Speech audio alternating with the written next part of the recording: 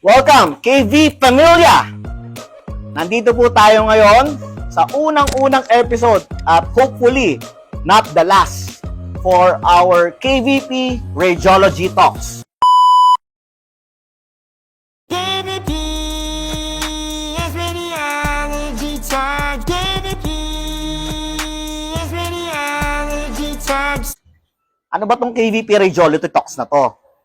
So para mabigyan kayo ng konting overview kung ano ba yung company na nag-i-spearhead ng ganitong klase ng forums, vlogs, iimbitahin ko po ang presidente, CEO, and founder ng KVP Healthcare Incorporated, Mr. Sherwin Disonglo. Boss, welcome. Good afternoon. Welcome to my crib. Yes. Thank you. Ano KVP balita? Radiology Talks. Hashtag KVP Knows. Ano ba yung mga pwede nyong malaman o matutunan sa amin?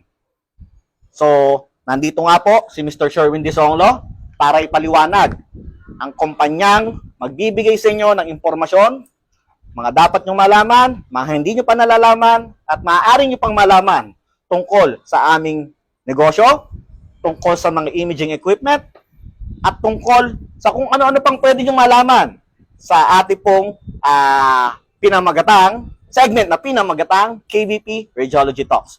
So, Sherwin, Oh, ang haba ano ng ba introduction yung mo KVP na yan? Yo.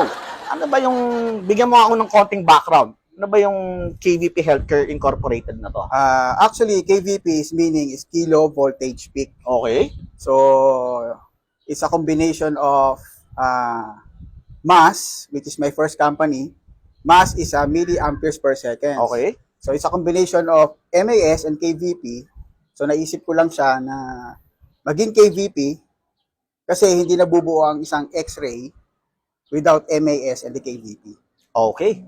So, that's a factor. So, alam ng mga karadtex natin yan. So, Kung ano para yung po sa inyong MAS, kaalaman, si saka Mr. KVP. Sherwin Disonglo ay isang RRT Wow. o tinatawag nating RadTech. Sila po ang mga humahawak ng mga makina sa ospital involving imaging like MRI, Hindi naman CT humahawak. scan, Hindi naman siya humahawak. X-ray, at Oo. nag-handle pala. Sorry, baka sabihin kung anong hinahawakan ni Sir Sherwin. No? So, nag-handle, nag-ooperate ng mga machines na to. So, kailan ba nag-umpisa to, Sir?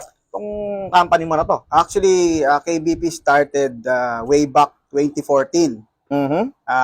Binuo namin yan ni Sir Aldrin Serrano. Yung Okay. isang, kasama rin natin ditong engineer. So, magkasama kami before sa isang company na isa akong sales manager. Si Sir Aldrin ay engineer. So, parang nagkaroon lang ako ng idea. Sabi ko, sir, bakit hindi natin gawin na for real? Gawin natin, magkatayo tayong sarili nating company. Okay. So, doon na nag-start, nagplano ako. Niyaya ko siya, pumayag siya. So, until now, magkasama kami. Ayos. So, ang ibig sabihin pala po, mga KV Pamilya, ang kumpanyang to ay nabuo dahil sa karanasan na masasabi ng ating presidente tungkol sa pag-ooperate ng mga makina na sabi ko kanina.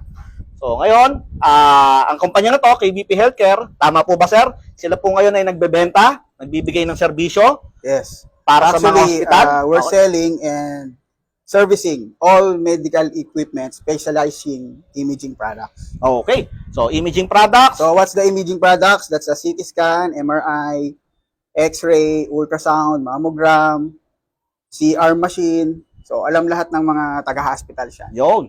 So, maaari po kasi mga manonood natin X-ray pa lang ang nakikita. Kasi kadalasan yan sa mga employment screening nyo, ini-X-ray kayo. So, hindi lang po yan ang mga imaging equipment na tinatawag. At huwag po kayong mag-alala. Sa mga susunod na vlog namin, hopefully, manood pa rin kayo.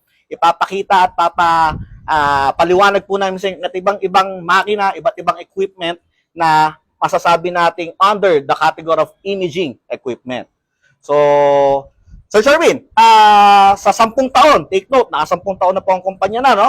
And it means something. Ibig sabihin, matagal na ang kumpanya niya, it means he's doing something right. At masasabi ko na ang KVP na isa na sa mga haligi, isa na sa mga kilalang kumpanya pagdating sa pagbibigay ng serbisyo na related sa imaging equipment. Ano ngayon, sir, ang masasabi mong pinaka or one of your proudest achievement or ang masasabi mong biggest achievement mo sa 10 taon ng iyong profesyon bilang may-ari ng kumpanyang to? Well, syempre, first, nabigyan natin ng maayos na kinabukasan yung ating pamilya, yung aking mga anak, mga kapatid, syempre. Syempre, mas pinakamagandang goal dito is makita natin yung mga tinulungan nating tao na naging successful din sila. Okay. So, ganyan po kabait ang aming presidente. Mamaya, magbibigay nga po ng bonus yan kahit wala pa pong Disyembre. Pebrero 20 po ngayon, 2024. So, itaga nyo.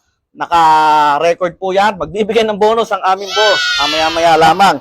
So, sa nasabi nga po niya, ang kanya pong goal talaga, of course, lahat naman tayo ay makapag-provide sa ating pong kanya-kanyang mga pamilya. Yes. Of course, first lang yon syempre, yung ating left hand. Parang pamilya natin, left. Dito yung right natin para naman sa mga clients natin. Syempre, Tama. mas maganda rin na makapag-serve tayo ng maganda.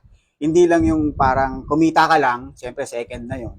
Syempre, mas maganda, mas makapag-serve ka ng magandang product sa ating mga clients. Same time, mas magandang Ay, services. totally agree. Kaya nga po kung napansin nyo, KV Pamilya po ang tawag namin sa inyo, sa mga followers namin. May 2, 3 na nga yata po tayong followers. Sana bukas maging 10 na. So, KV Pamilya, bakit? Kasi ang mga kliyente po namin, hindi po namin yan tinatawag ng mga kliyente. Hindi mo namin tinatawag yan ng mga boss. Yan po ay kapamilya namin. Because ang serbisyo po namin ay taos mula sa aming mga puso. Yes. So, ngayon, boss, paano mo ngayon napatagal ng ganito katagal yung kumpanya mo? Paano ka ba mag-handle? Paano ka ba mag-manage ng tao? Simple lang, kagaya mo, KV Pamilya. Hmm. So, kailangan yung mga tao natin o mga kasama natin, hindi natin sila ituturing na as in tauhan mo lang. So, kailangan pamilya mo sila. Okay. So, Alam nila lahat yan, alam ninyo yan kung paano ako mag-treat ng mga tao. Hindi siya tao, kumbaga kasama natin sa hanap buhay. napakasimple po ng sinabi. Pamilya ang turing namin sa isa't isa. Kaya ako yung magmamano po muna sa inyo po. Para pagbibigyan ng respeto sa aming pong tatay, ang haligi ng aming kumpanya. So, bilang yun po ang iyong ginawa sa pag-handle ng iyong mga tao, ano naman yung nakikita mong visions mo at ano ba yung mga goals mo pa para sa kumpanya mo na ito? Well, siyempre, makapag-serve pa tayo ng mas marami. Ma-reach natin ba yung nationwide na makapagbigay tayo ng maayos na serbisyo sa mga hospitals na, alam mo na, minsan na maraming mga hospitals na naloloko, nakakilala sila ng mga fly-by-night na mga company. So, gusto natin silang tulungan. Ma-open yung mind nila on how to business with the imaging products, especially CT scan and MRI. So, yan naman po ang pinaghahawakan ng kumpanyang ito, no? So, hindi lang po, of course, business is business, but ang kanya pong goal, ang kanyang vision is matulungan pa rin ang ating mga kapamilya, ang ating mga kliyente na mas maintindihan nila ang takbo ng negosyo, ang takbo ng pagpapalakad ng mga makina, at nandito po tayo, sumusuporta sa kanila simula umpisa ng panliligaw namin hanggang sana sa matapos, at hindi sana matapos pala ang aming partnership or ang aming relationship sa aming pong mga kliyente. So, Actually, yung business natin is continuous eh. ngayon, Continuous relationship dapat. Hindi tayo natatapos dun sa pagsasign lang ng kontrata. tama. So after that, na-deliver mo, na-sign tayo contract, na-deliver mo si machine, na-install mo ng maayos, na-turn over mo ng maayos, na-serve mo yung warranty period na binigay mo dun sa kontrata.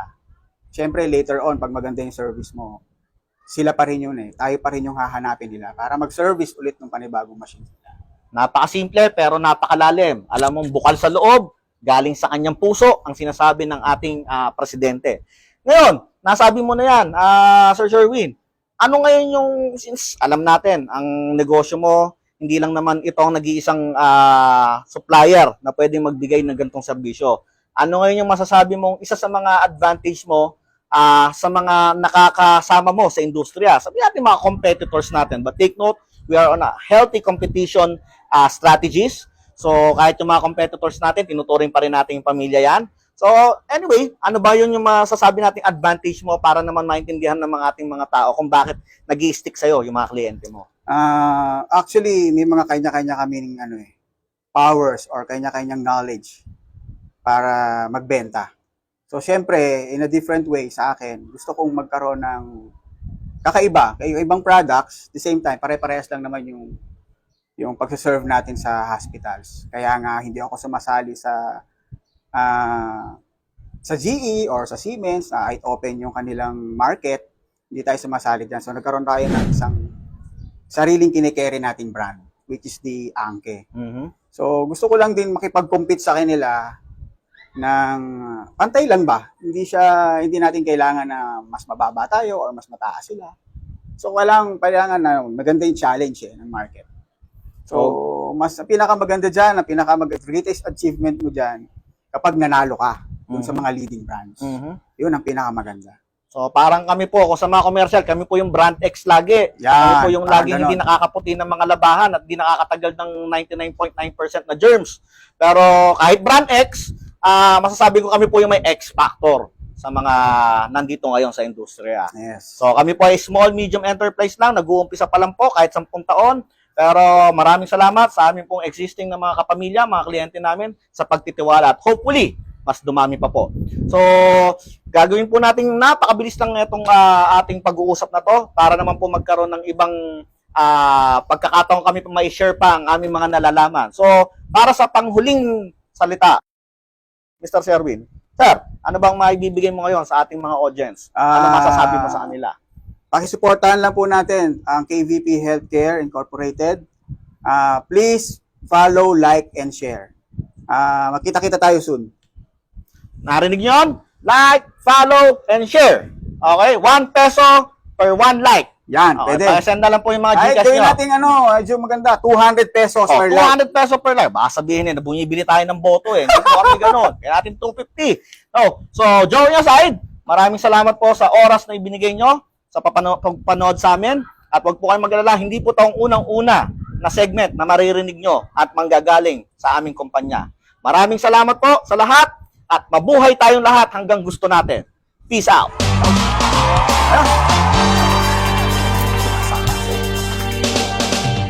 Ay,